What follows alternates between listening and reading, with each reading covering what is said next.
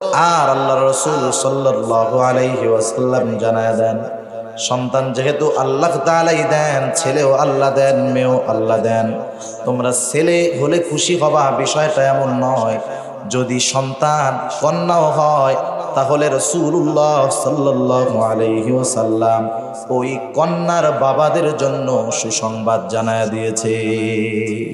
শুধু তাই না, যাদের কন্যা সন্তান হবে, রাসূলুল্লাহ সাল্লাল্লাহু আলাইহি ওয়াসাল্লাম যাদের কন্যা সন্তান হবে তাদের জন্য বড় বড় তিনটা ফজিলতের কথা রাসূলুল্লাহ সাল্লাল্লাহু আলাইহি ওয়াসাল্লাম জানিয়ে দিয়েছেন।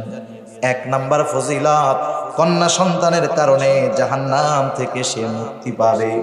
দুই নাম্বার, জান্নাত লাভ করবে। তিন নাম্বার, রাসূলুল্লাহ সাল্লাল্লাহু আলাইহি ওয়াসাল্লামের সঙ্গী হয়ে যাবে। রাসূল আকরাম সাল্লাল্লাহু আলাইহি ওয়াসাল্লাম বলেন, মান ইবতুলিয়া বিশাইইন মিনাল বানাতি ফাসাবারা আলাইহিন কুন্না লাহু হিজাবাম মিনান নার। কন্যা সন্তান হলে অধৈর্য হওয়া যাবে না।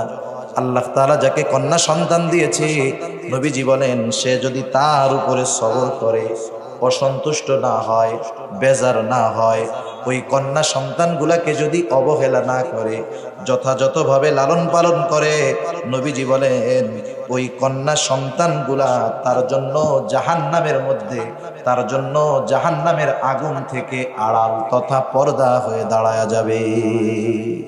কন্যাগুলা হবে ওই পিতার জাহান্নাম থেকে বাঁচার আড়াল, পর্দা। তাহলে জাহান্নাম থেকে বাঁচা যাবে কন্যা হলে, সন্তুষ্ট হলে। এরপরে রাসূলুল্লাহ সাল্লাল্লাহু আলাইহি ওয়াসাল্লাম বলেন, মান আলা জারিয়াতাইনি দাখালতু আনা ওয়া হুয়াল জান্নাহ কাহাতাইনি ওয়া আশারা বিআসবাইহি। নবীজি বলেন, যার দুইটা কন্যা হবে, এই দুইটা কন্যা যথাযথভাবে লালন পালন করবে, দিন শিখাবে, সাথে সাথে দিনদার ছেলেদের সাথে বিবাহ দিয়ে দিবে, রাসূল আকরাম সাল্লাল্লাহু আলাইহি ওয়াসাল্লাম বলেন, আমি আর সে একত্রে জান্নাতে থাকবো। শুধু তাই না, নবীজি দুইটা আঙ্গুলের ইশারা দিয়া বলেন, এই দুইটা আঙ্গুল যেমন পাশাপাশি, ওই দুই সন্তান, দুই কন্যা সন্তানের বাবা আর আমি জান্নাতের মধ্যে এই রকম পাশাপাশি অবস্থান করব। এক সাহাবী জিজ্ঞাসা করতেছি, ইয়া রাসূলুল্লাহ, যদি তিনটা হয় তাহলে কি হবে? নবীজি বললেন, যতগুলা হবে ততগুলা, যতগুলা হবে ততগুলা, কোনো অসুবিধা নেই। এক একটা মেয়ে আপনার জন্য এক একটা জান্নাত হতে পারে। এজন্যই রাসূলুল্লাহ সাল্লাল্লাহু আলাইহি ওয়াসাল্লামের সঙ্গী যদি হতে চাই, কারো কন্যা সন্তান যদি হয়, বেজার হব না, কারণ কন্যা সন্তানের দ্বারা পিতার জন্য বরকত হয়। আর একটা জিনিস খেয়াল রাখবেন, আপনি আপনার সন্তানকে শিক্ষিত বানাইলেন, টাকা পয়সা বানাইলেন, অনেক টাকা পয়সার মালিক হয়ে গেল, সে একটা সময় হতেও পারে আপনাকে না দেখে চলে যাবে। কিন্তু বাস্তবতা এটাই বলে, সন্তানের মধ্যে, কন্যা সন্তানদের তার মা বাবার প্রতি বেশি আন্তরিকতা এবং মহব্বত, ভালোবাসা থাকে। অগণিত দুরূদ ও সালাম সাইয়্যিদুল আম্বিয়া, আশরাফুল আম্বিয়া, খাতামুল আম্বিয়া, বিশ্বনবী, শেষ নবী, শ্রেষ্ঠ নবী মুহাম্মদুর রাসূলুল্লাহ সাল্লাল্লাহু আলাইহি ওয়াসাল্লামের প্রতি আল্লাহ সুবহানাহু ওয়া তাআলা আমাদেরকে এখানে আসার বসার তৌফিক দিয়েছেন, তাই আমরা আসতে পেরেছি। কি বলেন? আল্লাহ তাআলা যদি তৌফিক না দিতেন আমরা এখানে আসতে পারতাম না। আল্লাহ তাআলা যাদেরকে তৌফিক দেন তারাই দ্বীনের পথে থাকতে পারে, দ্বীনের কাজ করতে পারে। এজন্য আল্লাহ তাআলার কাছে বেশি বেশি নেকের কাজ করার তৌফিক চাওয়া। তা যাই হোক, আমি আপনাদের খেদমতে পবিত্র কোরআনুল কারীমের একটা আয়াতের অংশ ও রাসূল আকরাম সাল্লাল্লাহু আলাইহি ওয়াসাল্লামের অগণিত হাদিস থেকে একটা হাদিস পাঠ করেছি। আল্লাহ তাআলার কাছে তৌফিক চাই, অল্প সময়ের মধ্যে কিছু কথা আল্লাহ তাআলা আমাকে বলার তৌফিক দান করেন, যে কথাগুলা আমাদের সবার দুনিয়া এবং আখিরাতের জন্য কল্যাণকর হয়। সকলে বলি আমিন। সম্মানিত উপস্থিতি, আল্লাহ সুবহানাহু ওয়া তাআলা আমাদেরকে এ দুনিয়াতে বেহুদা সৃষ্টি করেন নাই। আহকামুল হাকিমিন আল্লাহ রাব্বুল আলামিন আমাদেরকে সৃষ্টির পেছনে উদ্দেশ্য অবশ্যই আছে। কারণ আরবি প্রবাদ বাক্যে বলা হয়, ফিআলুল হাকিম লা ইয়াখলু আনিল হিকমা। মহাপ্রজ্ঞাময়ের কোনো কাজ, কোনো কর্ম কারণবিহীন হিকমত শূন্য হতে পারে না। আল্লাহ সুবহানাহু ওয়া তাআলা আমাদেরকে তাহলে দুনিয়াতে পাঠিয়েছেন কেন? আল্লাহ তাআলা আমাদেরকে দুনিয়াতে পাঠানোর মূল উদ্দেশ্য হলো, আল্লাহ রাব্বুল আলামিন বলেন, ওয়ামা খলাকতুল জিন্না ওয়াল ইনসা ইল্লা লিয়াবুদুন। মানুষ এবং জিনদেরকে আল্লাহ রাব্বুল আলামিন তার ইবাদত করার জন্য, তার দাসত্ব করার জন্য সৃষ্টি করেছেন। ইবাদত হলো আল্লাহ সুবহানাহু ওয়া তাআলা যা আদেশ করেছেন তা করা, আল্লাহ তাআলা যেটা নিষেধ করেছেন তা থেকে বিরত থাকা। সাথে সাথে রাসূল আকরাম সাল্লাল্লাহু আলাইহি ওয়াসাল্লাম যা করেছেন, করতে বলেছেন, যা থেকে বিরত থাকতে বলেছেন, এটাও ইবাদত। কারণ আল্লাহ তাআলা কোরআনুল কারীমের এক জায়গায় বলেন, কুল আতিউল্লাহ ওয়া আতিউর রাসূল। আল্লাহ তাআলা বলেন, আপনি বলেন তোমরা আল্লাহ রাব্বুল আলামিনের আনুগত্য করো এবং তার রাসূলের আনুগত্য করো। স্বাভাবিকভাবে আনুগত্য তার করা যায়, অনুসরণ অনুকরণ তার করা যায় যাকে দেখা যায়, যার সম্পর্কে জানা যায়, তাকে অনুসরণ করা যায়। রাসূলুল্লাহ সাল্লাল্লাহু আলাইহি ওয়াসাল্লামকে আমরা না দেখলেও আল্লাহর রাসূল সম্পর্কে আমরা জানি কি জানি না? আমরা আল্লাহর রাসূল সম্পর্কে জানি। এটাও জানি নবীজি কেমনে হাসতেন, নবীজি কেমনে খাইতেন, নবীজি কেমনে পথ চলতেন, নবীজি সবার সাথে কেমন ব্যবহার করতেন, নবীজির চুলটা কেমন ছিল, নবীজির গা কেমন ছিল, চামড়া কেমন ছিল, নখ কেমন ছিল, সব আমরা জানতে পেরেছি। ঠিক কিনা বলেন? না দেখলেও এত পরিমাণ নবীজির ব্যাপারে আমরা জানি যে দেখার মতোই। এজন্য নবীজির অনুসরণ করা যায়। নবীজি কেমনে খাইছেন, মানুষের সাথে কেমন আচরণ করেছেন, সব আমরা জানি। কিন্তু আল্লাহ রাব্বুল আলামিনকে দেখি নাই। আল্লাহ তাআলার আনুগত্য কিভাবে করব? এই প্রশ্ন আমাদের মনে আসতে পারে, স্বাভাবিক। এজন্য আল্লাহ তাআলা আরেক জায়গায় বিষয়টা স্পষ্ট করে দিয়েছেন। আল্লাহ রাব্বুল আলামিন বলেন, মাইয়ুতিউর রাসূলা ফাকাদ আতা আল্লাহ। যে আমার রাসূলের আনুগত্য করবে সে আমি আল্লাহ রাব্বুল আলামিনের আনুগত্যকারী হিসাবেই বিবেচিত হবে। সুবহানাল্লাহ। তাহলে রাসূলুল্লাহ সাল্লাল্লাহু আলাইহি ওয়াসাল্লামের আদর্শের মধ্যে, কর্মের মধ্যে গোটা ইবাদত, গোটা দ্বীনকে আল্লাহ রাব্বুল আলামিন দিয়ে দিয়েছেন। তা যাই হোক, এই ইবাদত করার জন্যই আল্লাহ তাআলা আমাদেরকে সৃষ্টি করেছেন। আর ইবাদতের ক্ষেত্রে শুধু যে আমরা মনে করি যে নামাজ, রোজা, হজ, যাকাত এর মধ্যেই ইবাদত সীমাবদ্ধতা নয়। ইবাদত ব্যাপক এক জিনিস। একটা মানুষ খাবে, এটাও তার ইবাদত হতে পারে। একটা মানুষ জরুরত সারবে, ইস্তেনজায় যাবে, প্রস্রাব পায়খানা করবে, আল্লাহ রাসূল সাল্লাল্লাহু আলাইহি ওয়াসাল্লামের সিস্টেম অনুযায়ী করলে ওটাও ইবাদত হবে। এজন্য আল্লাহ তাআলা আমাদেরকে ইবাদত করার জন্য সৃষ্টি করেছেন। মানে আমাদের গোটা জিন্দেগীর অনুসরণ অনুকরণ হতে হবে রাসূল আকরাম সাল্লাল্লাহু আলাইহি ওয়াসাল্লামের জীবন আদর্শকে অনুসরণ করতে হবে। ঠিক কিনা বলেন? তা যাই হোক, এটা তো ব্যাপক এক জিনিস। ইবাদতের মধ্যে সৃষ্টির সেবা করা, এটাও অন্যতম একটা ইবাদত। যে যা হক প্রাপ্ত তাদের হক তাদেরকে দেওয়া, এটাও একটা ইবাদত। কারণ কিয়ামতের দিন আল্লাহ রাব্বুল আলামিনের দরবারে অনেক মানুষ ফেসে যাবে শুধু যে যেই অধিকারের অধিকারী ছিল, হকদার ছিল, তাদেরকে সেই অধিকার প্রদান না করার কারণে।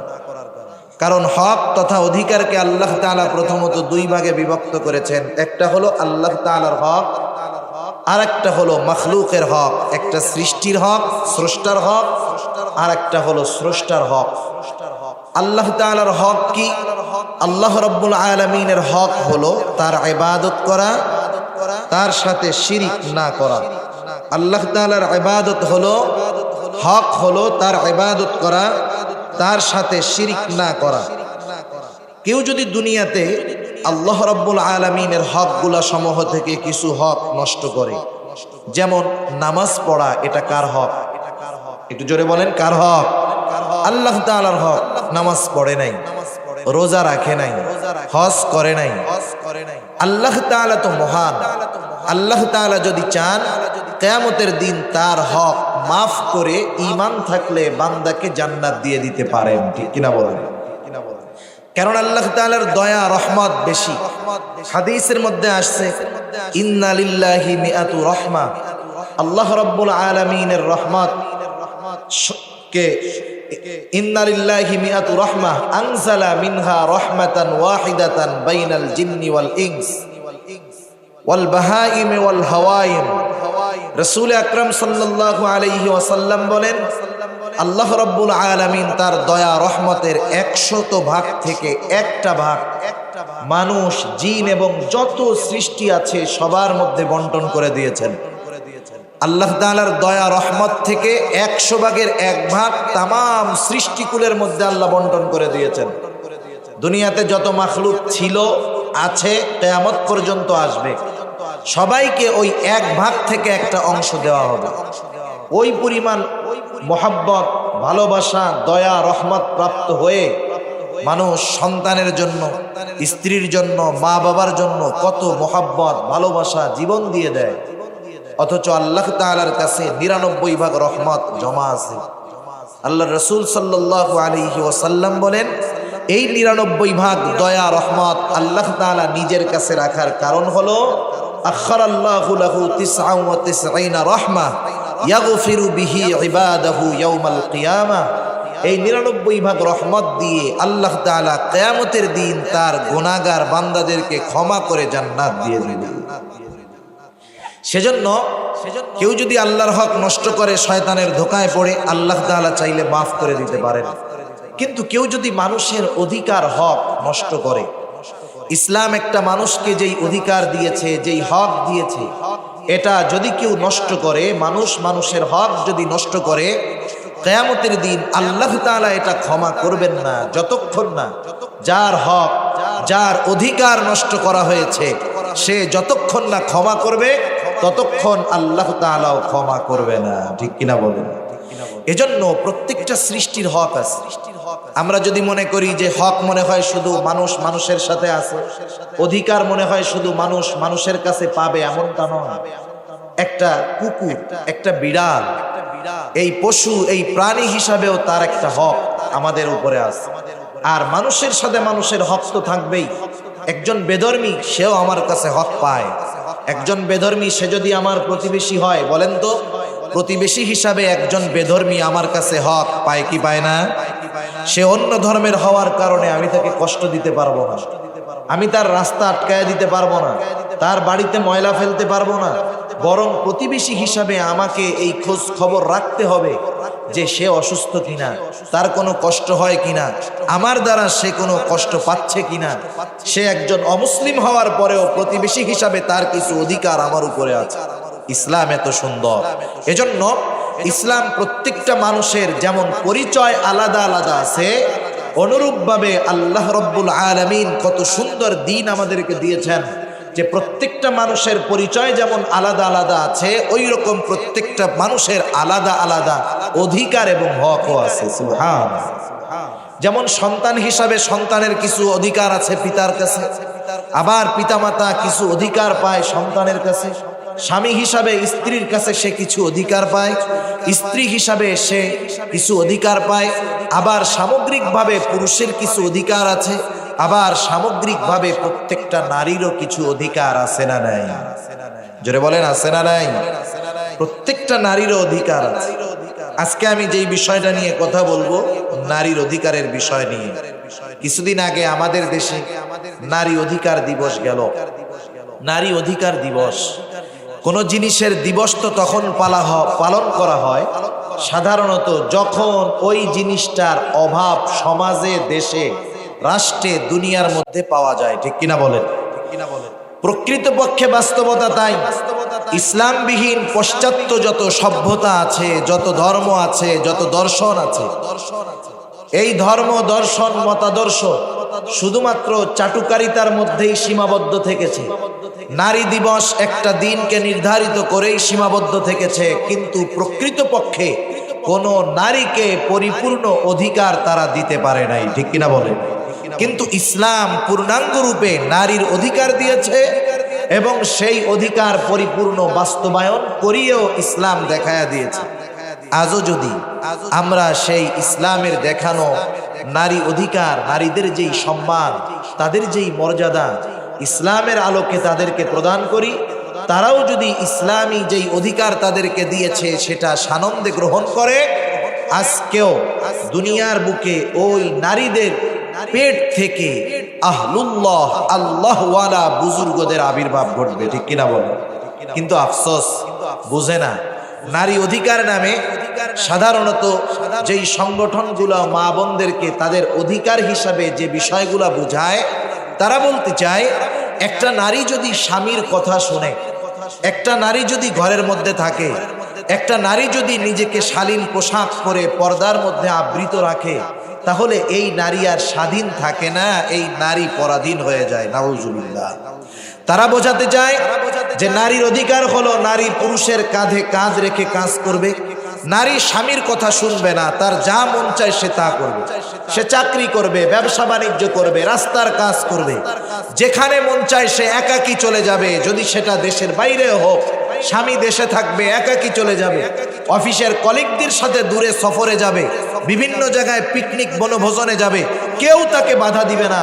এই রকম যেই নারী অর্জন করতে পেরেছে, সেই নারী তার অধিকার আদায় করতে পেরেছে। তারা বোঝাতে চায় এই ধরনের অপপ্রচেষ্টা এবং অপপ্রচারণার মাধ্যমে আমাদের সরল মনা মা বোনদেরকে তারা নিরাপত্তার বেষ্টনী থেকে বের করে গুনার পথে, ধ্বংসের পথে, অশ্লীল অশালীন কর্মকাণ্ডের পথে নিয়ে যেতে চায়, ঠিক কিনা বলেন?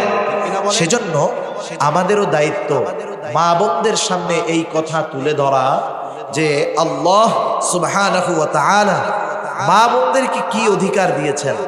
একটা সময় মা বোন নারীদের কি অবস্থা ছিল, এখন নারীদের কি পরিস্থিতি, এই বিষয়গুলা যদি আমরা তাদের সামনে তুলে ধরতে পারি, ওনারও যদি কথাগুলা শোনেন, তাহলে বুঝতে পারবে যে ইসলাম একটা নারীকে কতটুকু অধিকার দিয়েছে, কতটুকু সম্মান দিয়েছে। আগে আমরা জানবো জাহেলিয়াতের সময় নারীদের অবস্থা কি ছিল। একটা নারী অথবা একটা মেয়ের পরিচয় এক এক সময় এক একটা থাকে। একটা মেয়ে এক সময় কারো কন্যা থাকে, ঠিক না? এক সময় তার বিবাহ হয়, সে একজনের স্ত্রী হয়। এক সময় সে সন্তানের মা হয়, তার মানে এক সময় সে মা হয়। এক সময় সে মারা যায়, এরকমও হয়, বিধবা হয়ে যায়। তাহলে ইসলাম প্রত্যেকটা অবস্থায় তার জন্য কোনো সিকিউরিটি, কোনো অধিকার রেখেছে কিনা? ইসলাম কন্যা হিসাবে মেয়েদের কেমন অধিকার দিয়েছে? ইসলাম স্ত্রী হিসাবে তাদের অধিকার কেমন দিয়েছে? ইসলাম একটা নারীকে মা হিসাবে কেমন অধিকার দিয়েছে? সে যদি কখনো বিধবা হয়ে যায়, ওই বিধবা অবস্থায় ইসলাম তার জন্য কি ফ্যাসিলিটি রেখেছে? আর জাহেলিয়াতের সময় এই অবস্থাগুলায় তাদের পরিণতি কি ছিল, এটা আমাদের জানার দরকার। তাহলে বুঝে আসবে যে আসলে ইসলাম নারীকে অধিকার দিয়েছে কিনা দেয় নাই। যারা বলে ইসলাম নারীকে অধিকার দেয় নাই, এরা একদিক দিয়ে ঠিক কথা বলে। কেন বলে? কারণ ইসলাম নারীকে অধিকার দেয় নাই, শুধু অধিকার না, অগ্রাধিকার দিয়েছে, ঠিক কিনা বলেন? শুধু অধিকার দেয় নাই, অগ্রাধিকার দিয়েছে ইসলাম।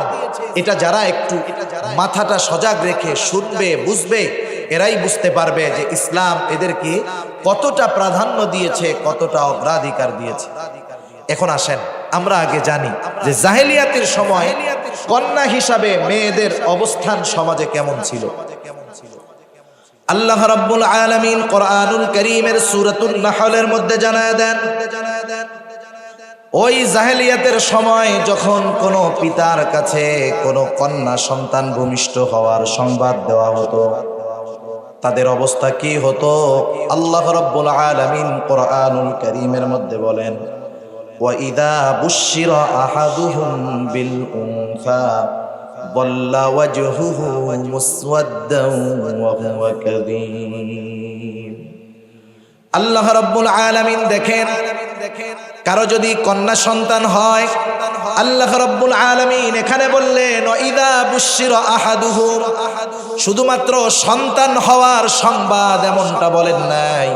আল্লাহ রাব্বুল আলামিন বলতেছেন যখন কাউকে কন্যা সন্তান হওয়ার সুসংবাদ দেওয়া হতো, আল্লাহ তাআলা শুধু সংবাদ বলেন নাই, সুসংবাদ বলেছে। তার মানে এইখানে একটা বিষয় আমরা জানতে পারলাম, সন্তান যদি কন্যা হয় এটা শুধু সংবাদ নয়, এটা হলো সুসংবাদ। আল্লাহ তাআলা বলেন, তাদেরকে যখন কন্যা সংবাদের সুসংবাদ দেওয়া হতো, যাল্লা ওয়াজহুহু মুসওয়াদ্দাও ওয়া হুয়া কাযীব, তাদের কন্যা সংবাদের সুসংবাদ পাওয়ার পরে কন্যা সন্তানের এই সুসংবাদ তাদেরকে আনন্দিত করতো না, বরং তাদের চেহারাটা অন্ধকারে নিমজ্জিত হয়ে যেত, কালো হয়ে যেত। নিজেদেরকে তারা অপমানিত, লাঞ্ছিত, অবহেলিত হিসাবে মনে করত। কন্যা সংবাদের সংবাদ তাদেরকে চেহারা কালা বানায় দিত, অপমান বোধ জাগ্রত করে দিত। শুধু তাই না, কারো যদি কন্যা সন্তান হতো, সে লজ্জায় মানুষকে মুখ দেখাইতো না। আল্লাহ রাব্বুল আলামিন বলেন, ইয়াতাওয়ারা মিনাল কওমি মিন সুই মা বুশিরা বিহি। আল্লাহ রাব্বুল আলামিন বলেন, এই কন্যা সন্তানের সুসংবাদ তাদেরকে লুকায় রাখতো। তারা কওমের থেকে, সমাজের মানুষ থেকে নিজেদেরকে লুকায় রাখতো। আর তারা কি চিন্তা করতো, আয়ুমসিকুহু আলা হুনিন আম ইয়াদুসসুহু ফিত তুরাব। তারা কন্যা সন্তানকে নিজেদের জন্য কল্যাণকর মনে করত। তারা ফেরেশতাদেরকে কন্যা বলতো, আর আল্লাহ রাব্বুল আলামিনের জন্য তারা ওই ফেরেশতাদেরকে আল্লাহর সন্তান হিসাবে তারা সাব্যস্ত করত। চিন্তা করে দেখেন, তারা বলতো ফেরেশতারা আল্লাহর কন্যা, নাউজুবিল্লাহ বলেন। তারা বলতো ফেরেশতারা আল্লাহ তাআলার কন্যা, অথচ তারা নিজেদের ক্ষেত্রে যদি কন্যা হতো সেটাকে তারা মন্দ মনে করত। তার মানে ওরা বুঝাইতে চাইতো কন্যা আল্লাহর জন্য, আর ফেরেশতাদেরকে তারা খারাপ মনে করত। আল্লাহ তাআলা বলেন, ওয়ায়াজআলুনা লিল্লাহিল বানাতি সুবহানা ওয়া লাহুম মা ইয়াশতাহুন। তারা আল্লাহ রাব্বুল আলামিনের জন্য কন্যা সন্তানকে সাব্যস্ত করত, অথচ আল্লাহ তাআলার কি কোনো সন্তান আছে? জোরে বলেন, আছে? আল্লাহ তাআলা কাউকে জন্ম দেন নাই, কারো থেকে জন্ম নেনও নাই। লাম ইয়ালিদ ওয়া লাম ইউলাদ, তিনি কারো থেকে জন্ম নেন নাই, কাউকে তিনি জন্ম দেনও নাই। অথচ ওরা কন্যাদেরকে আল্লাহর জন্য সাব্যস্ত করত, নিজেরা অপছন্দ করত। আর যখন নিজেদের কন্যা সন্তান হতো, নিজেরা সমাজের লোকের থেকে নিজেকে লুকায় রাখত, আর অপমান বোধ করত, আর চিন্তা করত কন্যা সন্তান হলো এটা আমার জন্য মানহানিকর। আমি কি এই অসম্মানের সাথে বেঁচে থাকবো, নাকি এটাকে মাটির মধ্যে পুঁতে ফেলবো? এই চিন্তা করত, দুইটা কাজ করত। কন্যা সন্তান হওয়ার পরে যারা হত্যা করতো না, তারা সমাজে নিজেদেরকে লাঞ্ছিত, অপমানিত, সমাজের একজন নিকৃষ্ট মানুষ হিসাবে বেঁচে থাকতে হইতো। আর যারা এই গ্লানি সহ্য করতে পারতো না, ওরা কি করত? ওরা কন্যা সন্তানকে জীবিত মাটির মধ্যে দাফন করে ফেলতো। নাউজুবিল্লাহ। শত শত হাজার হাজার ঘটনা এরকম ছিল। এখন প্রশ্ন হলো, তারা এই কন্যা সন্তানের ব্যাপারে বিরক্ত হওয়ার কারণ কি? যেই কারণগুলো ঐতিহাসিকগণ লেখেন, এক নাম্বার কারণ হলো সামাজিক লজ্জা। ওই যে সমাজের মানুষ বলবে, দেখ এইটা কেমন পুরুষ, এটা তো একটা কন্যা সন্তানের বাপ, ওর একটা মেয়ে হয়েছে। এরকম কেউ তাকে কোনো কথা বলবে, এটা তারা লজ্জার কারণ মনে করত। দুই নাম্বার, চিন্তা করত যদি কন্যা সন্তান হয় তার পেছনে ভর পোষণের ব্যাপার আছে, তার পেছনে খরচের ব্যাপার আছে। একটা সময় সে বড় হবে, তাকে বিবাহ দিতে হবে, খরচের ব্যাপার আছে। এই ভয়ে তারা কন্যা সন্তানকে অপছন্দ করত। আর একটা বিষয় হলো, সৃষ্টিগতভাবে তাদের অন্তরের মধ্যে নারী বিদ্বেষটা ছিল। এই কারণে তারা নারীদেরকে, কন্যা সন্তানদেরকে ঘৃণা করত। এরপরে অনেক সময় এমনটা হতো, অনেকে কন্যা সন্তানের বাবা জামাতার কাছে অপমানিত হওয়ার ভয়ে কন্যা সন্তান হত্যা করত। ওই সময় এই ধরনের কিছু খারাপ প্রচলন ছিল, যে মেয়ে বিবাহ দিয়েছে, বাবা গরিব মানুষ, অনেক কিছু দিতে পারে নাই। এই সব ক্ষেত্রে মেয়ের স্বামী ওই শ্বশুরকে অপমান করত। এই কারণে অনেকে কন্যা সন্তান হলে বেজার হয়ে যাইতো, নাখোশ হইতো। কেউ সমাজে অসম্মানের সাথে বেঁচে থাকতো, কেউ বা ওই মেয়েটাকে, কন্যাটাকে জিন্দা দাফন করে দিত। এই ধরনের অভ্যাস, এই ধরনের ব্যাপার স্যাপার আমাদের সমাজে আছে না নাই? এখনো অনেক মানুষ ওই জাহেলিয়াতের সময়ের চরিত্র আছে, যারা মেয়ে হলে বলতে লজ্জা পায়, যারা সমাজের কাছে মুখ দেখাইতে লজ্জা পায়, ভর পোষণের চিন্তা করে যে ভরণ পোষণ কি দিব, কি খাওয়াবো, এজন্য অনেক সময় কন্যা সন্তানের ব্যাপারে চিন্তা করে, ওইটা যদি ছেলে হয় ওর পেছনে ব্যয় করার পরে ও তো একটা সময় ইনকাম করে আমাকে খাওয়াবে, বিবাহ দেওয়ার সময় আবার 20 লাখ টাকা খরচ হবে, এই চিন্তা করে যখন কন্যা সন্তান হতো তারাও বেজার হইতো। এখনকার সময়ের কিছু লোক হয়, ঠিক কিনা বলে? তাহলে দেখেন, যে কথা বোঝা গেল, জাহেলিয়াতের সময় কন্যা হিসাবে নারীদের কোনো অধিকার ছিল না। এই কন্যা একটা সময় হতো স্ত্রী, কারো না কারো স্ত্রী হতো। এখন স্ত্রী হিসাবে তাদের সামাজিক অবস্থা কেমন ছিল? 1 নাম্বার, এমনও তো হতো স্বামী তার অন্য বন্ধুদেরকে খুশি করার জন্য তার নিজের স্ত্রীকে তার বন্ধুর কাছে পাঠায়া দিত। স্ত্রীরা স্বাধীনতা ছিল না, তাদের অধিকার তো তারা পায় নাই, বরং এমনও জাহেল স্বামী ছিল যারা তার স্ত্রীকে অন্য বন্ধুদের কাছে পাঠায়া দিত। আবার অনেকে কি করত, যে সে নিজে হৃষ্টপুষ্ট নয়, সে নিজে অসুস্থ দুর্বল, সে একজন হৃষ্টপুষ্ট শক্তিশালী যুবকের কাছে তার স্ত্রীকে পাঠায়া দিছে। কেন? তার মতো একটা তাগড়া দেহ সম্পন্ন সুস্বাস্থ্যওয়ালা সন্তানের আশায় নিজ স্ত্রীকে স্বেচ্ছায় নিজে পরপুরুষের কাছে পাঠাইতে তারা দ্বিধাবোধ করতো না। নাউযুবিল্লাহ। এমনও তো করতো বন্ধুর স্ত্রীদের সাথে তারা নিজেদের স্ত্রীদেরকে রদবদল করত, শুধুমাত্র দৈহিক সুখের উপকরণ হিসাবে তারা বিবাহ করত। আবার সমাজের ভিতরে এমনও খারাপ অবস্থা ছিল, বহু স্বামীর প্রচলন ছিল, তার মানে স্ত্রী একজন, তার স্বামী হতো অনেকজন। এই ছিল স্ত্রীদের বৈবাহিক অবস্থা। তারা স্বামীদের দ্বারাও নির্যাতিত হতো, জুলুমের শিকার হতো। এখন এই স্ত্রীরা তো এক সময়, এই মহিলারা এক সময় মা হয় কি হয় না? মা হিসাবে তাদের অধিকার কি ছিল? ইসলাম তো কত সুন্দর অধিকার দিয়েছে। স্বামী মারা যাওয়ার পর মায়ের সব দেখাশোনা, সব কিছুর দায়িত্ব হলো সন্তানের উপর। কিন্তু মা হিসাবে এমন অবস্থা ছিল তাদের জাহেলিয়াতের সময়, বাবা মারা গেছে, এখন বাবার সন্তান আছে, স্ত্রী আছে। অনেক ক্ষেত্রে এমনও ঘটতো, বাবা মারা যাওয়ার পর যেই মা তাকে গর্ভে ধারণ করেছে সে তার ওই মাকে বিবাহ করত। কতটা নিকৃষ্ট একটা অবস্থা ছিল মা বোনদের।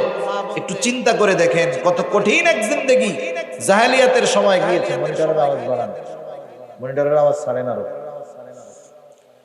কতটা কঠিন এক জিন্দেগি গেছে। কন্যা হিসাবে না ছিল অধিকার, স্ত্রী হিসাবে না ছিল অধিকার, মা হিসাবে না ছিল অধিকার। স্বামী মারা যাওয়ার পরে স্বামীর সম্পদে স্ত্রীর হক কিছু আছে না নাই?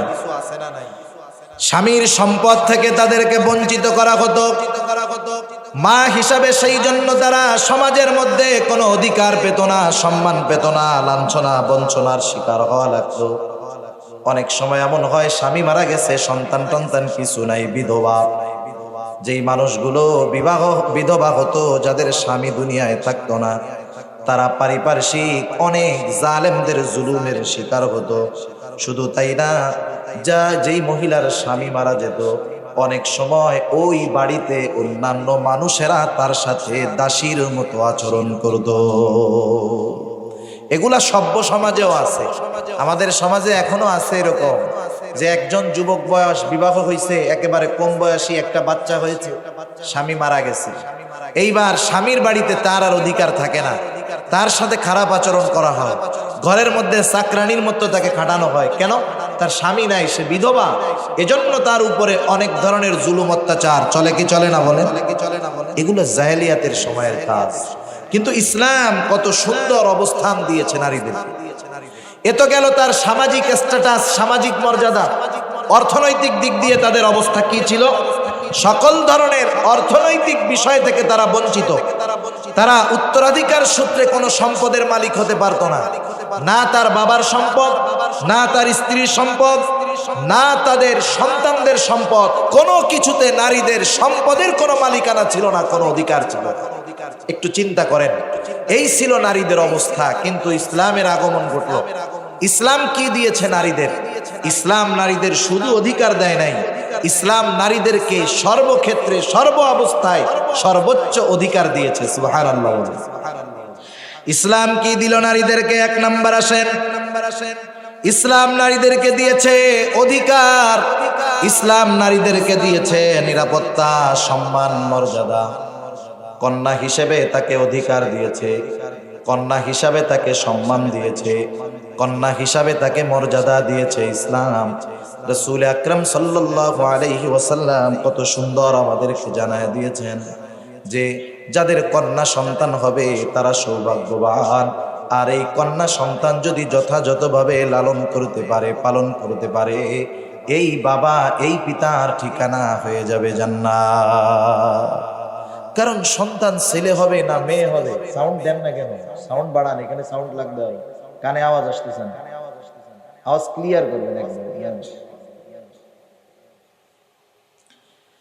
ইসলাম অধিকার দিয়েছে, কি দিয়েছে?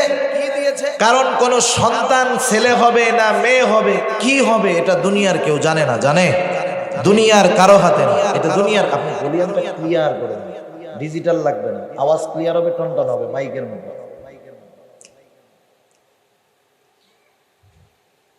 মাতৃগর্ভে ছেলে না মেয়ে এটা কেউ জানে না, একমাত্র জানে কে? দুনিয়ার কোন প্রযুক্তিও জানে না। প্রযুক্তি আপনার সিটি স্ক্যান এর মাধ্যমে বা এক্সরের মাধ্যমে কোন সময় জানা যায় ছেলে না মেয়ে? যখন আকৃতি হয় তখন জানা যায়, এর আগ পর্যন্ত জানা যায় না।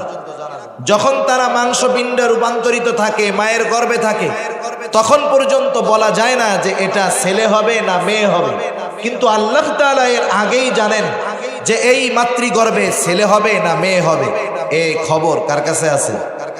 আল্লাহ রাব্বুল আলামিন সেই কথাই বলেন, ইন্নাল্লাহা ইনদাহু ইলমুস সাআ ওয়া ইউনাজ্জিলুল গায়ব ওয়া ইয়ালামু মা ফিল আরহাম। আল্লাহ রাব্বুল আলামিন জানেন কোন সময় মেঘ হবে, কোন মেঘে বৃষ্টি হবে।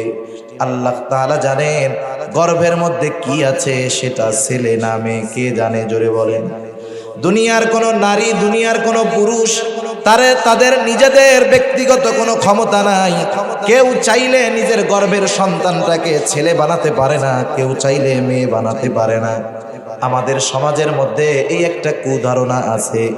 অনেকে মনে করে যে মেয়ে, বারবার মেয়ে হওয়ার জন্য মনে হয় স্ত্রী দায়ী। বিষয়টা এমন নয়।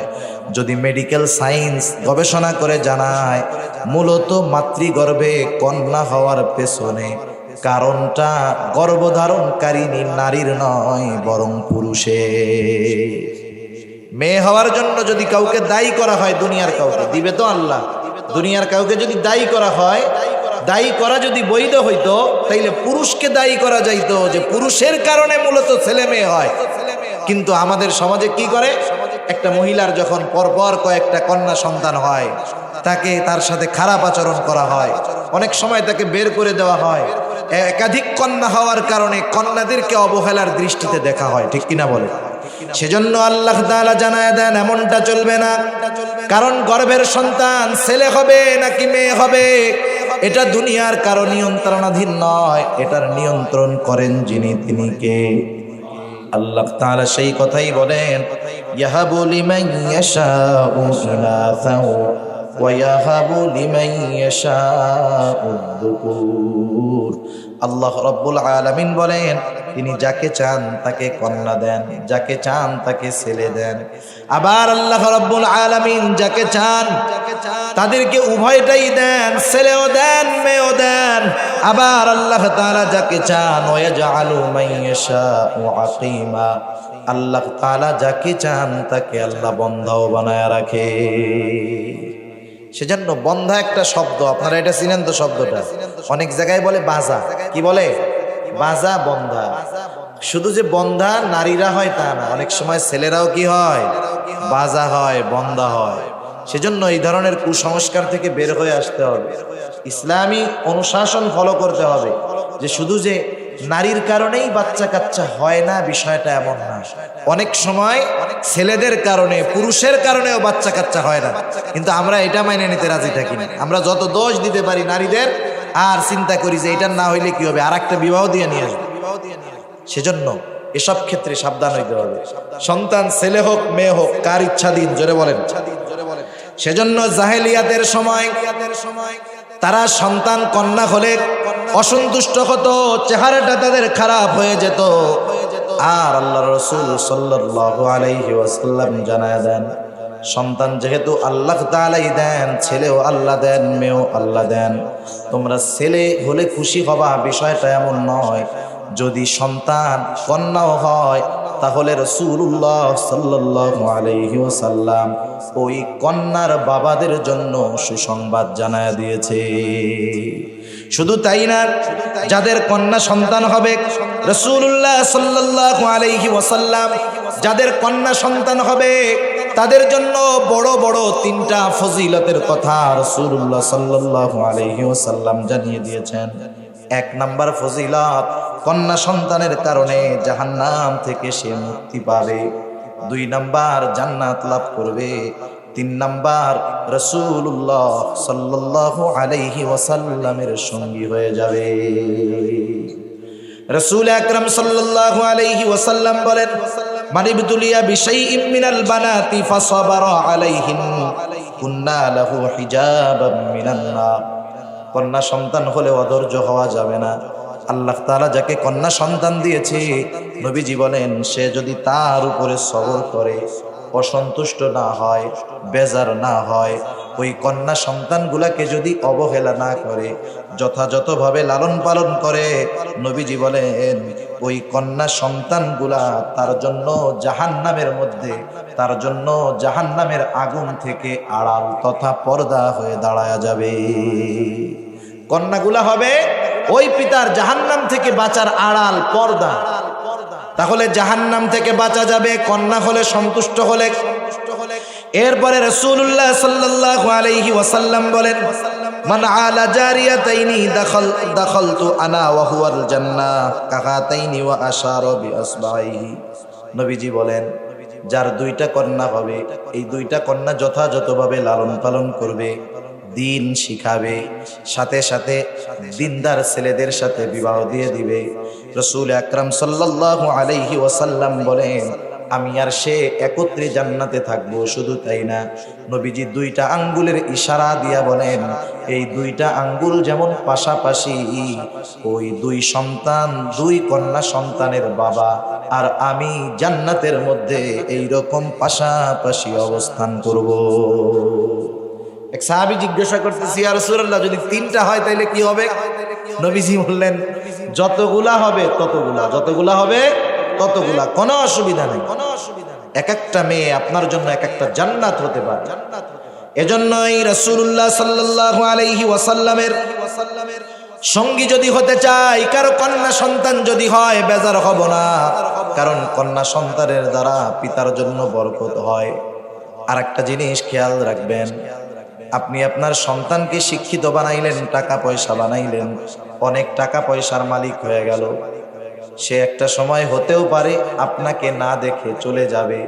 কিন্তু বাস্তবতা এটাই বলে, সন্তানের মধ্যে, কন্যা সন্তানদের তার মা বাবার প্রতি বেশি আন্তরিকতা এবং মহব্বত, ভালোবাসা থাকে। কন্যা সন্তান যারা, এরা মা বাবাকে বেশি ভালোবাসে, বিশেষ করে বাবাকে বেশি ভালোবাসে। খেয়াল করে দেখবেন, যাদের কন্যা আছে, ছোট ছোট মেয়ে আছে, ছেলেদের চাইতে মেয়েরা বাবাকে মহব্বত করে বেশি, ভালোবাসে বেশি, আদর করে বেশি। এরপরে রাসূলুল্লাহ সাল্লাল্লাহু আলাইহি ওয়াসাল্লাম আর হাদিসের মধ্যে বললেন, লা ইয়াকুনু লি আহাদিকুম সালাসাতু বানাতিন আও সালাসাতু আখাওয়াতিন। এখানে নবীজি কন্যা সন্তানের সাথে সাথে বোনের কথা উল্লেখ করেছেন। অনেক সময় এমনটা হয় যে বাবা মারা গেছে, কয়েকটা বোন আছে, বোন বিবাহ দিতে পারে নাই। অনেক সময় ভাইয়েরা এই বোনদের প্রতি বিরক্ত হয়ে যায়, তিক্ত হয়ে যায়। এই বোনেরা ভাইদের কাছে অবহেলার শিকার হয়। এজন্য নবী স্পেশাল ভাবে বোনদের কথাও বলেন। নবীজি বলেন, ফায়ুহসিনু ইলাইহিন, এই তিনটা সন্তান, কন্যা সন্তান এবং এই যদি তিনটা বোনও যদি থাকে, এদের সাথে যদি উত্তম আচরণ করে, এদেরকে দিন শেখায়, এদেরকে দিনদার পাত্রের হাতে অর্পণ করে দেয়, রাসূলুল্লাহ সাল্লাল্লাহু আলাইহি ওয়াসাল্লাম বলেন ইল্লা দাখালাল জান্নাহ। এই যে কাজগুলা সে করলো এর বিনিময়ে কিছুই হতে পারে না, তবে কি হবে? শুধুমাত্র জান্নাত। তিনটা কন্যা সন্তান হয়েছে, তিনটা বোন আছে, দুইটা বোন আছে, একটা বোন আছে, এদের সাথে ভালো আচরণ করে যদি এদেরকে একটা দিনদার পাত্রের হাতে তুলে দেওয়া যায়, নবীজি বলেন এই কর্মের প্রতিদান জান্নাত ব্যতীত কোনো কিছুই হতে পারে না। সুবহান।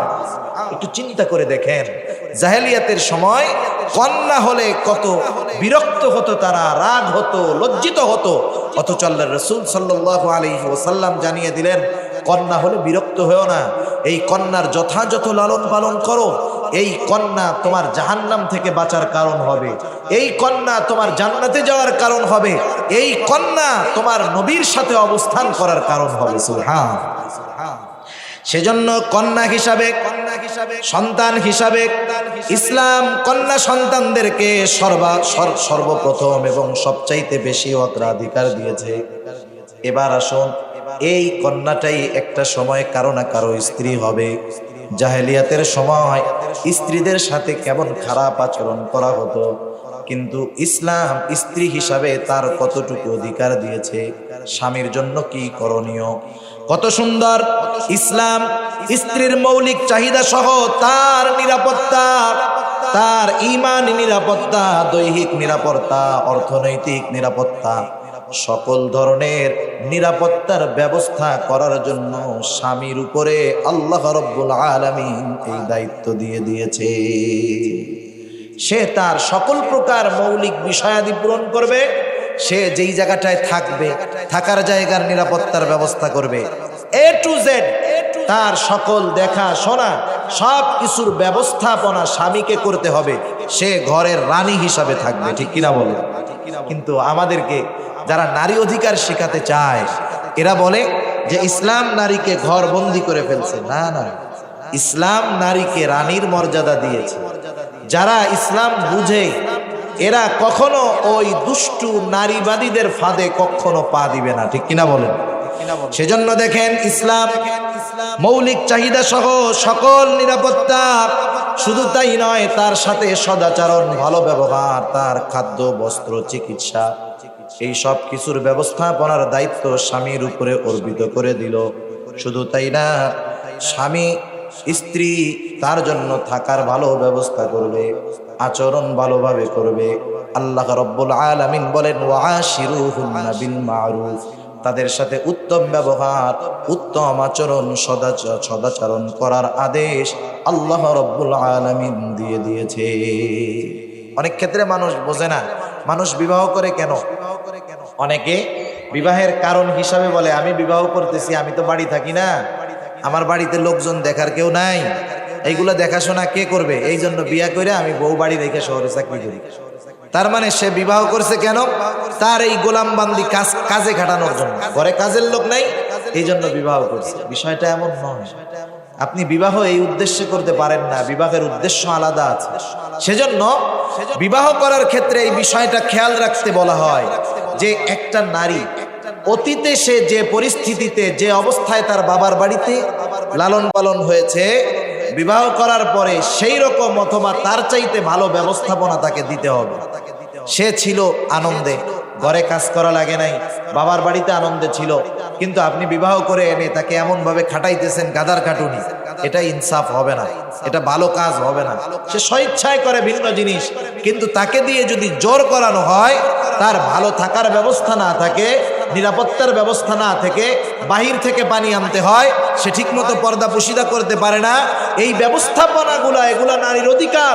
যদি কোনো স্বামী এগুলার ব্যবস্থা না করে, সেই স্বামী ওই স্ত্রীর অধিকার নষ্ট করার গুনাহ তার আমলনামায় যোগ হবে। সেজন্য সাবধান, স্ত্রীদের সাথে স্ত্রী হিসাবে সদাচরণ পাবে স্বামীর কাছে, উত্তম ব্যবহার করতে হবে। রাসূল আকরাম সাল্লাল্লাহু আলাইহি ওয়াসাল্লাম স্ত্রীদের সাথে কেমন সদাচরণ করতেন, কেমন ভালো ব্যবহার করতেন। আমরা তো অল্পতেই স্ত্রীদের উপরে রাগান্বিত হয়ে যাই, অল্পতেই তাদের উপরে বিরক্ত হয়ে যায়।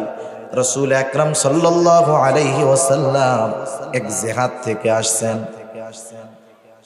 বাসায় আসার আগে রাসূলুল্লাহ সাল্লাল্লাহু আলাইহি ওয়াসাল্লাম মসজিদে অবস্থান করতেন। মসজিদ থেকে বাসায় খবর পাঠাইতেন যে আমরা এসেছি, একটু পরে বাসায় আসব। রাসূলুল্লাহ সাল্লাল্লাহু আলাইহি ওয়াসাল্লাম মসজিদে নববীর মধ্যে, মসজিদের সাথেই রাসূল সাল্লাল্লাহু আলাইহি ওয়াসাল্লামের হুজরা। আল্লাহ রাসূল ভিতরে গেলেন, জিজ্ঞাসা করলেন, ও আয়েশা, অনেক ক্ষুধা লেগেছে, খাবার হয়েছে নাকি? আয়েশা সিদ্দিকা রাদিয়াল্লাহু তাআলা আনহা বলেন, না ইয়া রাসূলুল্লাহ, খাবার এখনো হয় নাই, তরকারিও কাটা হয় নাই। নবীজির কাঁধে তখনও জিহাদের ময়দান থেকে ফিরে আসছেন সেই তরবারিটা ছিল। নবী তরবারিটা কাঁধের থেকে নামায়া রাসূলুল্লাহ সাল্লাল্লাহু আলাইহি ওয়াসাল্লাম এইবার ওই তরবারি দিয়ে আয়েশা সিদ্দিকা রাদিয়াল্লাহু তাআলা আনহাকে তরকারি কেটে দিলেন। নবীজির তলোয়ার শুধু কাফেরদের বিরুদ্ধে লড়াইয়ে ব্যবহার হয়েছে তা নয়, স্ত্রীর তরকারি কাটার কাজেও এটা আল্লাহ রাসূল ব্যবহার করেছেন। কিন্তু আমরা আমাদের ইগোতে লাগে। অনেক স্বামী মনে করে আমি আমার ঘরের কাজে আমার স্ত্রীকে সাহায্য করব, এটা আমার প্রেস্টিজের ব্যাপার। একটু প্লেটটা ধুইয়া খাইতে গেলে আমাদের প্রেস্টিজে লাগে। বউ থাকতে আমি প্লেট ধুইয়া খামু, এটা আমার ইজ্জতের ব্যাপার। স্ত্রী একটু সন্তানদের দেখাশোনা করতেছে, বলতেছে ভাতটা একটু দেখেন তো, তরকারিটা একটু নাড়া দিয়েন তো।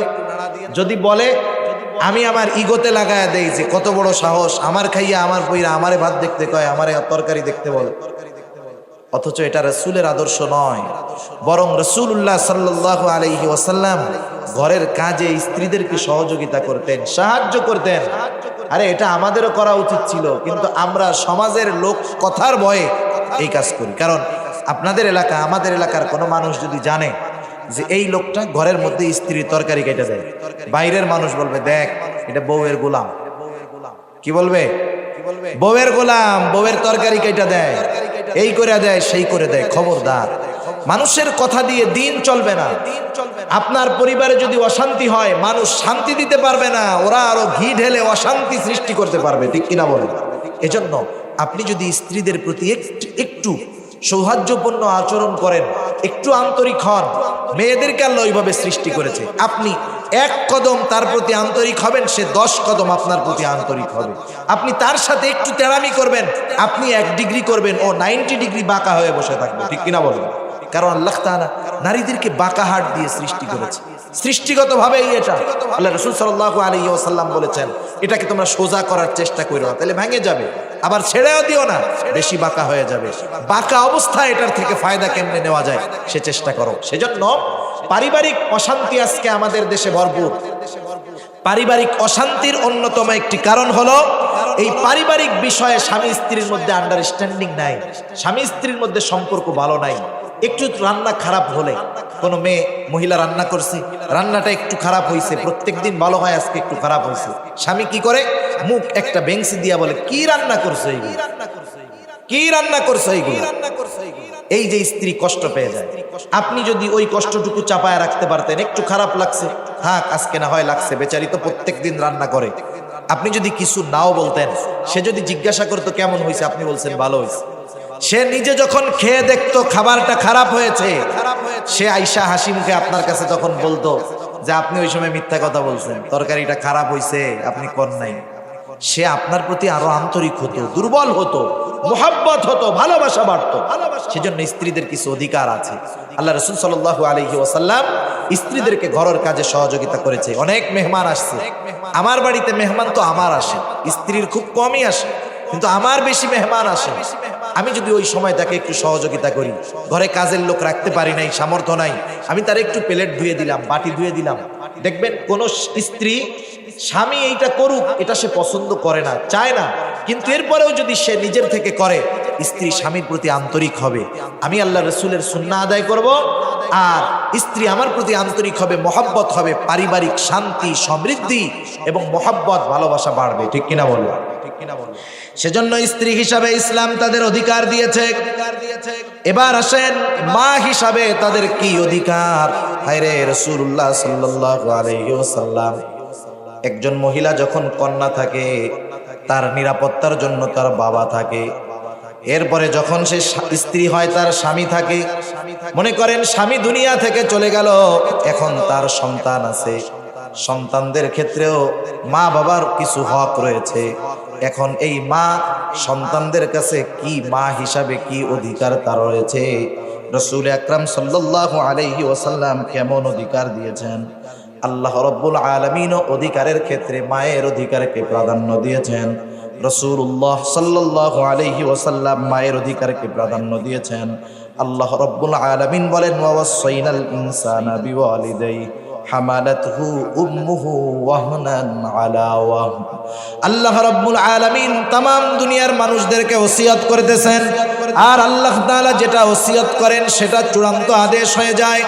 আল্লাহ তাআলা বলেন, ওয়াসাইনাল ইনসানা বিওয়ালিদাইহি। আল্লাহ রাব্বুল আলামিন বলেন, আমি তামাম দুনিয়ার মানুষদেরকে তার মা বাবার ব্যাপারে ওসিয়ত করতেছি। কি ওসিয়ত?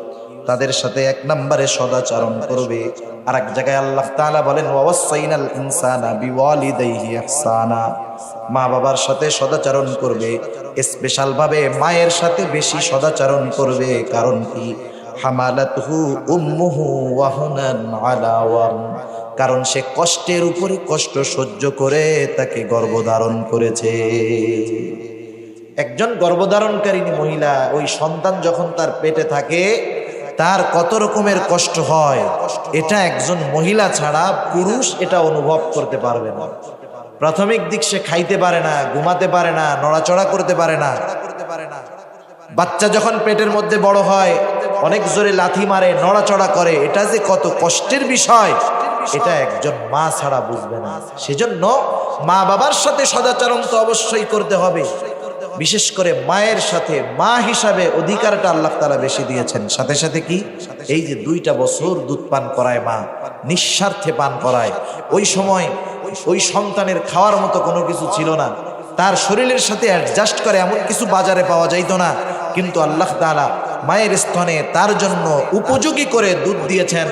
আর মা ধৈর্যের সাথে তাকে লালন পালন করছে। শত ব্যস্ততা, শত কষ্ট সব কিছু উপেক্ষা করে সন্তান যখন ক্ষুধার জন্য কান্নাকাটি করেছে, সব ব্যস্ততাকে ফেলে মা সন্তানকে আগে দুধ পান করাতে আসছে। ঠিক কিনা বলো? সেজন্য মা হিসাবে নারীদের অধিকার ইসলাম বেশি দিয়েছে। রাসূল আকরাম সাল্লাল্লাহু আলাইহি ওয়াসাল্লামের কাছে একজন মানুষ আসছে। হযরত আবু হুরায়রা রাদিয়াল্লাহু তাআলা আনহু হতে বর্ণিত, তিনি বলেন, একজন মানুষ রাসূল আকরাম সাল্লাল্লাহু আলাইহি ওয়াসাল্লামের কাছে এসে বলল, ইয়া রাসূলুল্লাহ, উত্তম আচরণের ব্যাপারে আমার কাছে সবচাইতে বেশি হকদার কে? রাসূল আকরাম সাল্লাল্লাহু আলাইহি ওয়াসাল্লাম বললেন, তোমার মা। লোকটা আবার জিজ্ঞাসা করলো, ইয়া রাসূলুল্লাহ, এরপরে কে? আল্লাহর রাসূল সাল্লাল্লাহু আলাইহি ওয়াসাল্লাম বললেন, তোমার মা। এরপরে লোকটা আবার জিজ্ঞাসা করলো, এরপর কে? রাসূল সাল্লাল্লাহু আলাইহি ওয়াসাল্লাম তৃতীয়বারও বললেন, তোমার মা। এরপরে লোকটা যখন বলল এরপরে কে, বললেন, তোমার পিতা এবং অন্যান্য যারা আছে তারা। তাহলে আমার জিন্দেগির উত্তম আচরণ, খেদমত সব কিছুকে যদি আমি 4 ভাগ করি, তার 3 ভাগের অধিকার হলো আমার মা। সুবহানাল্লাহ বলে, বাকি 1 ভাগ পাবে সবাই। ইসলাম এমন অধিকার দিয়েছে মা হিসাবে একজন নারীকে, অথচ তারা বুঝে না। এরপরে আসেন বিধবা হিসাবে। কেউ যদি বিধবা হয়ে যায়, তার সন্তান নাই দেখাশোনা করার মতো, স্বামী তো নাই, সেজন্যই বিধবা।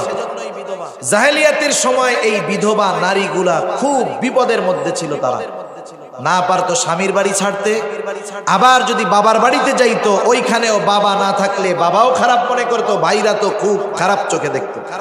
কিন্তু ইসলামের সিস্টেম এইটা না।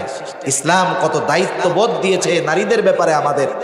1 নাম্বার, যখন কেউ কন্যা থাকে, কন্যা হিসাবে তার দায়িত্ব, লালন পালন করার সকল দায়িত্ব থাকে তার বাবার। কোন পর্যন্ত? যতক্ষণ না সে একজন উপযুক্ত দিনদার পাত্রের হাতে মেয়েটাকে তুলে দেয়। এইবার যখন বাবা একজন দিনদার যোগ্য পাত্রের হাতে মেয়েটাকে তুলে দিল, সে একজনের স্ত্রী হলো। এখন ওই স্বামীর দায়িত্ব হলো পরিপূর্ণ দ্বীনের উপরে চলতে, এবং তার যেই হক আছে, অধিকার আছে, এগুলা পরিপূর্ণভাবে স্বামী পূরণ করবে। এখন স্বামী দুনিয়া থেকে চলে গেল, এখন তার সন্তানদের উপরে আল্লাহ রাব্বুল আলামিন আদেশ করে দিয়েছেন, রাসূল সাল্লাল্লাহু আলাইহি ওয়াসাল্লাম বলে দিয়েছেন, খবরদার, মায়ের অধিকার সর্বাগ্রে, সর্বপ্রথম। তাহলে একটা মহিলা সে কন্যা হিসাবে বাবার অধীনে থাকে, পূরণ করে বাবা। স্ত্রী হওয়ার পরে তার সব প্রয়োজনীয়তা মিটায় তার স্বামী। মা হবার পরে তার সমস্ত কিছু পূরণ করে তার সন্তান। যদি কোনো সময় এমন হয় যে একজন মেয়ে বিবাহ হলো, বিবাহের পরে স্বামী মারা গেল, এখন সে বিধবা, তার সন্তান হয় নাই। অথবা এমন হয়েছে যে মেয়েটার বিবাহ হয়েছে, স্বামীর সাথে বনাবনি হয় নাই, ছাড়াছাড়ি হয়ে গেছে। হতে পারে কি পারে না? এটা আমাদের সমাজের একটা খারাপ অভ্যাস আছে। স্বামী স্ত্রীর মধ্যে যদি কখনো বিচ্ছেদ ঘটে, এটা কেউ কখনো কামনা করে না, যদিও ঘটে, আমরা সব সময় নারীদেরকে দোষারোপ করি। আমরা মনে করি এই সংসার বিচ্ছেদের মধ্যে দায়ী একমাত্র নারী। কিন্তু এমনটাও তো হতে পারে যেই পুরুষটার সাথে ভালো ভেবে বিবাহ দেওয়া হয়েছিল, সেই পুরুষটার ক্যারেক্টার ভালো না, সে মাদকাসক্ত, সে চারিত্রিক দিক দিয়ে খারাপ, দিনদারি নাই, বদ্দিনী ভরা। অথচ এমনও হতে পারে ওই স্বামী ওই মেয়েটাকে গুনার পথে যেতে বলে, পার্টিতে যেতে বলে, বন্ধুদের সামনে যেতে বলে। এই কারণে কন্যা তার দিনকে হেফাজত করার জন্য সেই স্বামীর সাথে সম্পর্ক ত্যাগ করার চেষ্টা করেছে। হতে পারে সে দিনের জন্য বিবাহ বিচ্ছেদ ঘটেছে, হতে পারে।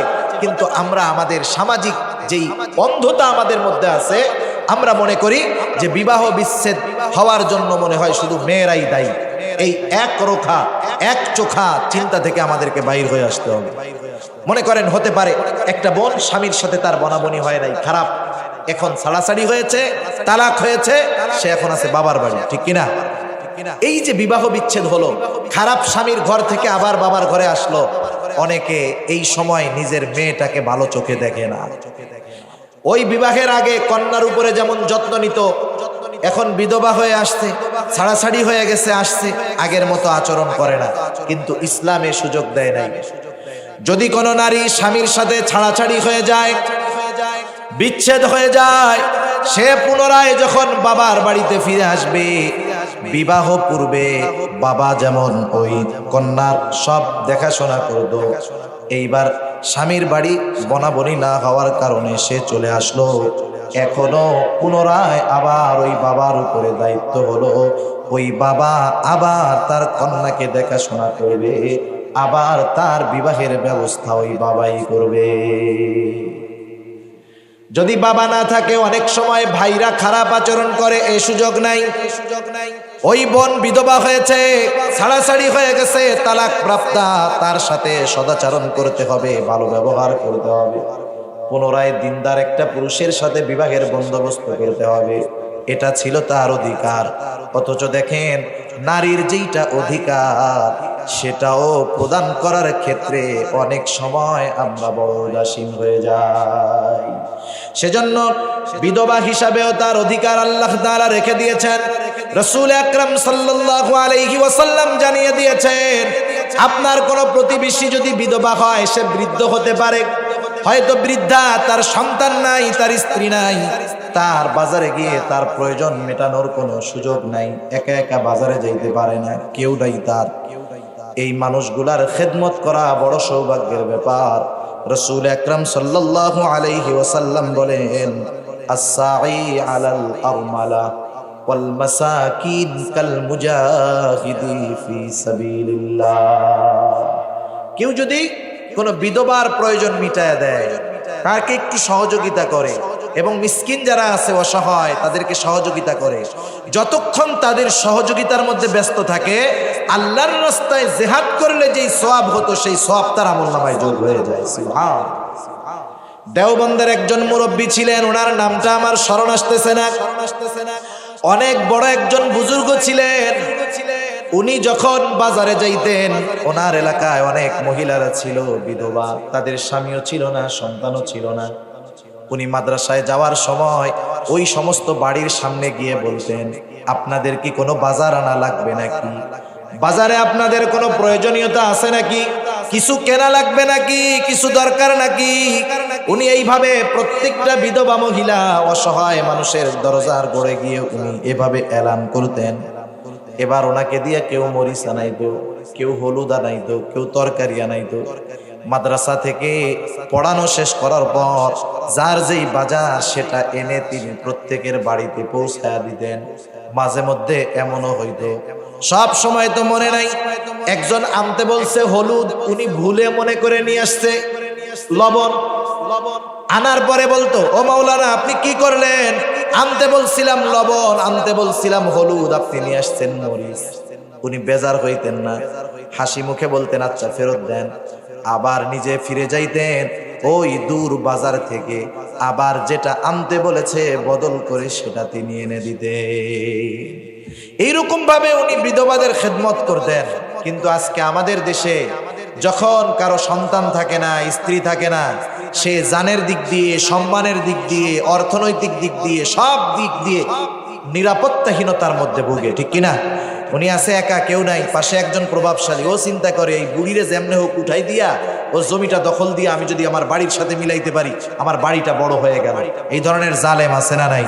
অথচ ইসলাম বলতেছে কোন বিধবা যদি থাকে তোমরা তার খেদমত করো, তার সাহায্য করো। যতক্ষণ সাহায্যে লিপ্ত থাকবা ততক্ষণ আল্লাহর রাস্তায় জিহাদ করার সওয়াব হবে। সুবহানাল্লাহ।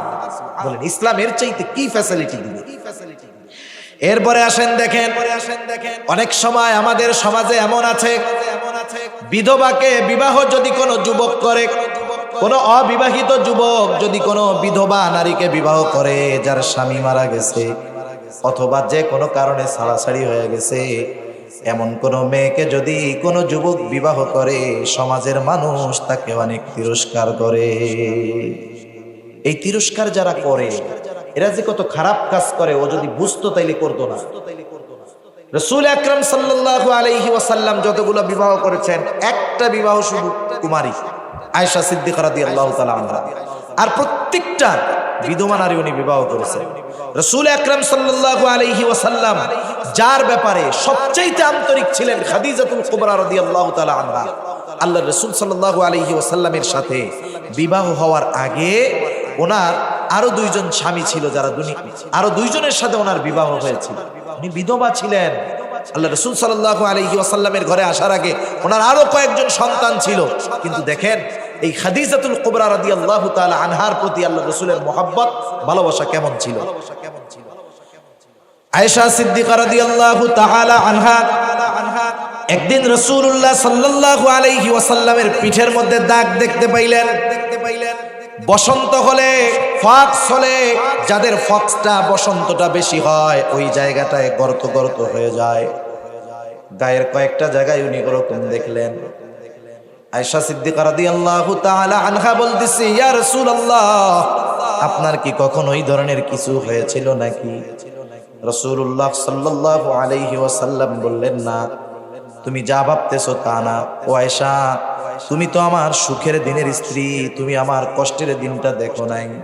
এটা হলো তায়েফে আমি যখন দ্বীনের দাওয়াত দিতে গিয়েছিলাম, ওই যে কাফেরেরা আমার গায়ে যেই পাথরগুলা মেরেছিল ওই পাথরের আঘাতের দাগ, এগুলা বসন্তের কোনো দাগ নয়।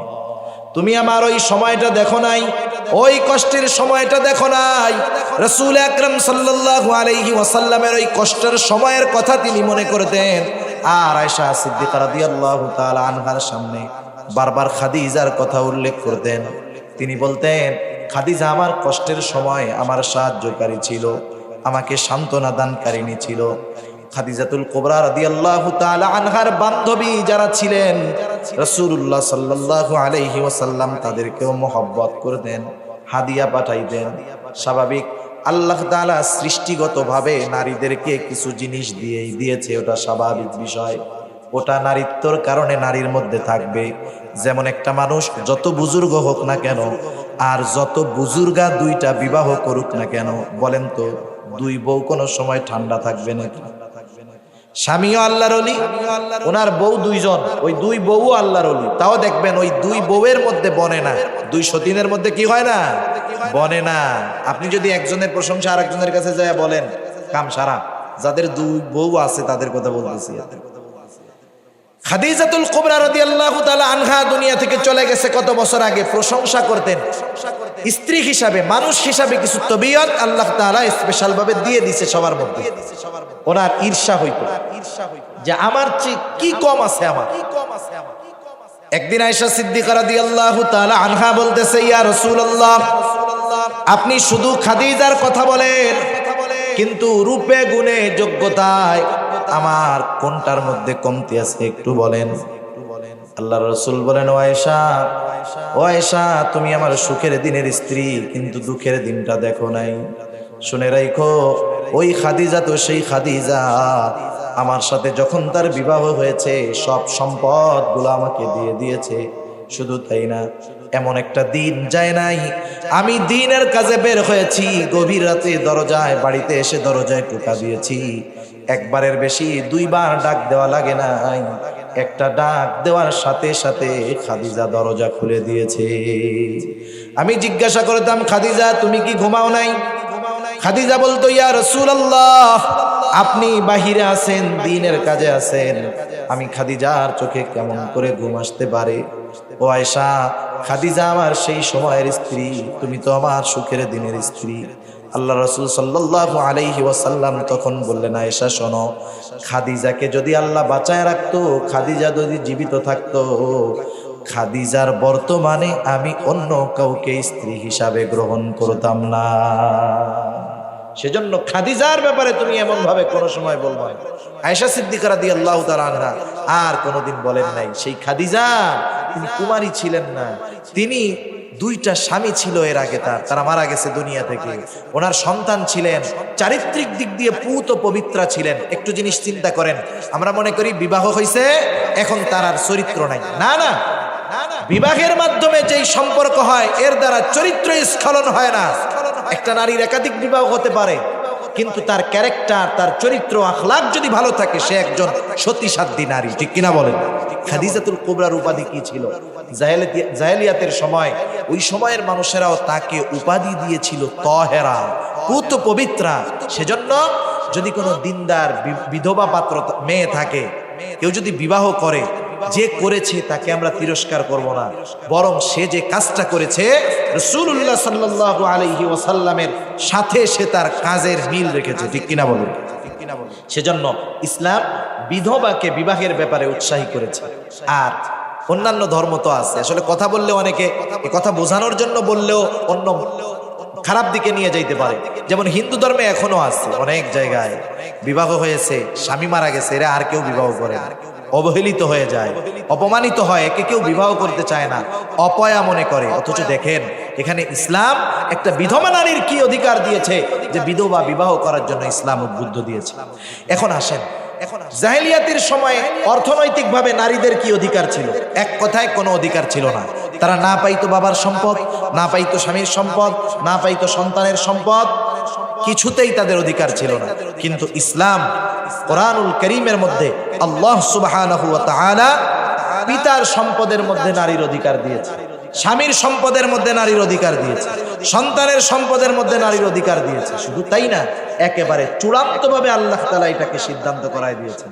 আল্লাহ তাআলা বলেন, ইউসিকুমুল্লাহু ফি আওলাদিকুম লিয-যাকারি মিসলু হাদ্দিল উনসায়াইন। আল্লাহ রাব্বুল আলামিন বলেন, ইউসিকুমুল্লাহ, আল্লাহ তাআলা ওসিয়ত করতেছেন। ওসিয়ত মানে হলো আল্লাহ তাআলার চূড়ান্ত সিদ্ধান্ত। আর 5 মিনিট একটু বসেন, আজান হইতেছে, আমি শেষ করে দেব 5 মিনিট। আল্লাহ তাআলার চূড়ান্ত সিদ্ধান্ত, ইউসিকুমুল্লাহ ফি আওলাদিকুম। আল্লাহ তাআলা বলেন, আল্লাহ তোমাদের সন্তানদের ব্যাপারে ওসিয়ত করতেছেন। চূড়ান্ত ফয়সালা কি ওসিয়ত? লিয-যাকারি মিসলু হাদ্দিল উনসায়াইন। দুইটা কন্যা যা পাবে, দুই কন্যার সমপরিমাণ একজন ছেলে পাবে। বাহিরগতভাবে দেখা যায় যে আল্লাহ ছেলেদেরকে বেশি দিল, মেয়েদেরকে কম দিল। বিষয়টা এমন না। এই বিধানটা নিয়ে ইসলাম বিদ্বেষী যারা, তারা বলতে চায় ইসলাম নারীদেরকে সমান অধিকার দেয় নাই। একটা জিনিস মনে রাখতে হবে, সমান অধিকার এক জিনিস, ইনসাফ হলো আর এক জিনিস। সমান অধিকারের মধ্যে বিশৃঙ্খলা সৃষ্টি হওয়ার সম্ভাবনা থাকে, কিন্তু ইনসাফের মধ্যে কোনো বিশৃঙ্খলা থাকে না। যেমন বোঝানোর জন্য বলি, আপনাদেরকে বিবাহের দাওয়াত দিছে, আপনি কমিউনিটি সেন্টারে বিবাহ খাইতে গেছেন, আপনিও গেছেন, আপনার 3 বছর 4 বছরের ছেলেটাও গেছে, ঠিক না? এখন 3 বছর 4 বছরের ছেলেও গেছে। এখন যাওয়ার পরে যখন খাবার দিচ্ছে, আপনি যে পরিমাণ খাইতে পারবেন সেই পরিমাণ যদি আপনার 3 বছরের ছেলেকে দেয়, যদি বলা হয় যে সমান অধিকার, আপনিও যা পাবেন ওরেও তাই দিতে হবে, খাওয়াইতে হবে, এখন আপনি তাকে বেশি দিলেন, কিন্তু এই বেশি দেওয়াটা তার উপরে ইনসাফ হবে না জুলুম হবে? আবার যদি এমন বলে যে ওই ছেলে খাবে 1 পিস, আপনি বয়স 30-40 বছর, আপনার লাগে হলো 5 প্লেট, যে আপনার ছেলে যা খাবে আপনার সমান তাই খাইতে হবে, এখন আপনারে কম দিল, তাহলে আপনার উপরে ইনসাফ হলো না জুলুম হলো? ইসলাম হলো যার যতটুকু প্রয়োজন, যতটুকু দিলে তার সাথে সামঞ্জস্যশীল হবে, ইসলাম এটা দিয়েছে। এজন্য ইসলাম ইনসাফ রক্ষা করেছে। ইনসাফ রক্ষার মধ্যেই সফলতা, শান্তি। কেমন ভাবে ইনসাফ হলো? নারীদেরকে তো পুরুষের অর্ধেক দেওয়া হলো। একটু চিন্তা করেন তো, এই ছেলেটা যখন, মেয়েটা যখন বাবার বাড়িতে থাকে, বালেগা হওয়ার পরেও যদি 20 বছরও হয়ে যায়, 25 বছরও হয়ে যায়, মেয়েটার যদি বিবাহ না হয়, যত বছর বাবার বাড়িতে থাকবে তার খরচ বহন করবে বাবা, বাবা বাধ্য, ঠিক কিনা বলেন? কিন্তু একটা ছেলে যখন বালেগ হয়ে যায়, 18 বছর, 19 বছর, 20 বছর হয়ে গেছে, এইবার বাবা তাকে খাওয়াইতে বাধ্য না, পড়াইতে বাধ্য না। বাবা যদি ওই বালেক ছেলেটাকে খাওয়ায়, পড়ায়, এটা বাবার ইহসান, দয়া, বাবা বাধ্য না। কিন্তু মেয়েটাকে বিবাহের আগ পর্যন্ত তার সব খরচ দিতে বাবা বাধ্য। কথা বোঝা গেছে? এই জায়গায় বলেন, ছেলের অধিকার বেশি পেইল না মেয়ের অধিকার বেশি হলো? মেয়েকে অগ্রাধিকার দেওয়া হলো। এরপরে ওই মহিলার যখন বিবাহ হলো, বিবাহ হওয়ার পরে স্বামীর ঘরে গেল, স্বামীর ঘরে গিয়ে কি স্বামীকে তার কিনে খাওয়ানো লাগে? স্বামীকে পোশাক কিনে দিতে হয়? A to Z তার খরচ বহন করে স্বামী।